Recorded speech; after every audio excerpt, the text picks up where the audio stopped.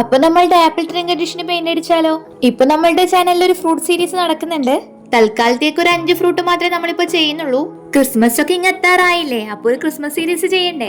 ബാക്കിയുള്ള ചാനലിലൊക്കെ ഇപ്പൊ ചെയ്യാൻ തുടങ്ങിയെന്ന് തോന്നുന്നു. അപ്പൊ നമ്മളായിട്ട് ലേറ്റ് ആക്കുന്നത് ശരിയല്ലല്ലോ. അതുകൊണ്ട് തന്നെ ഫ്രൂട്ട് സീരീസ് കഴിഞ്ഞപാട് ക്രിസ്മസ് സീരീസ് തുടങ്ങുകയാണ്. ആഫ്റ്റർ ക്രിസ്മസ് നമുക്ക് വേണമെങ്കിൽ ബാക്കിയുള്ള ഫ്രൂട്ട്സും കൂടെ ചെയ്യാം. ഇനി എന്താ ഉണ്ടാക്കേണ്ടതെന്ന് വെച്ചാൽ എല്ലാരും ഒന്ന് കമന്റ് ചെയ്തേക്കണേ.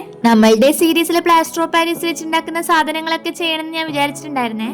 പക്ഷെ സംഭവം നമ്മൾ വിചാരിച്ച പോലെയൊന്നല്ല. കറക്റ്റ് ആയിട്ട് മിക്സ് ചെയ്തിട്ടില്ലെങ്കിൽ മൊത്തത്തിൽ കൊളാവും. ഇനി സംഭവമൊക്കെ സെറ്റായി വിചാരിക്കും, പെയിന്റ് അടിക്കാൻ നോക്കി അവിടെയും പണി കിട്ടും. ഈ അക്രിലിക് പെയിന്റ് പ്ലാസ്റ്റർ ഓഫ് പാരീസിൽ പിടിക്കത്തില്ലേ എന്നൊരു ഡൗട്ട്.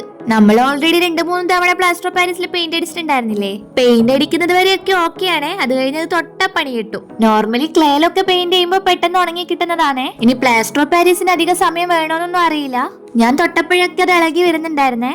അപ്പൊ നമ്മളുടെ ആപ്പിൾ ട്രിങ്ക് ഡിഷ് എങ്ങനെയുണ്ട്? ഇഷ്ടപ്പെട്ട ലൈക്കും സബ്സ്ക്രൈബും മറക്കല്ലേ. അപ്പൊ അത്രേ ഉള്ളൂ. Tata bye bye.